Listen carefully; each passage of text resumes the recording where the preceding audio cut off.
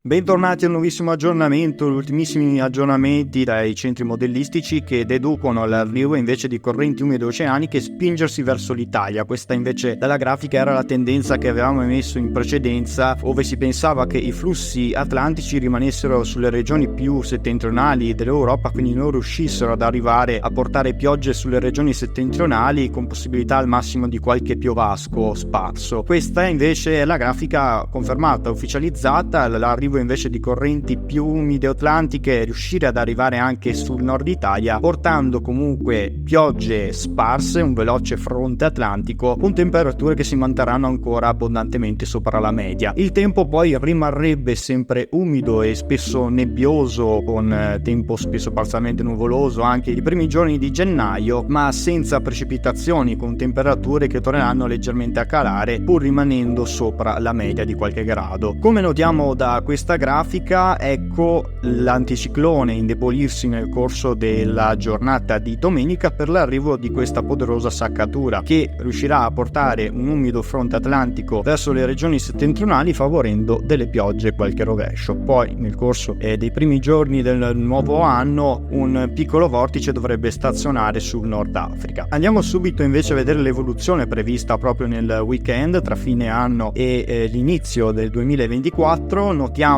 come nella giornata di sabato avremo i primi piovaschi sparsi sul Basso Veneto e sulla Val Padana, si tratteranno di piovaschi. Domenica molte nubi ovunque dal mattino, con piogge deboli intermittenti al nord-ovest sulla Lombardia, più abbondanti sulla Liguria, e verso il pomeriggio sera i fenomeni si estenderanno sul resto del territorio, principalmente sulle medio-alte pianure del nord-est, sulla Lombardia, Trentino Alto Adige, Friuli Venezia Giulia, con possibilità di rovesci anche moderati che continueranno fino alla notte, abbracciando anche l'Emilia Romagna. Ma comunque fenomeni rapidi, come vedete, in esaurimento già alle prime ore della giornata di lunedì, che si manterrà comunque nel complesso parzialmente nuvolosa con qualche schiarita. Tornerà anche la neve tra i 1200-1400 metri sulle Alpi orientali. Temperature destinate a calare di qualche grado. Questa ovviamente è la previsione ufficializzata da tutti i centri modellistici. Per maggiori dettagli consultate i prossimi aggiornamenti meteo.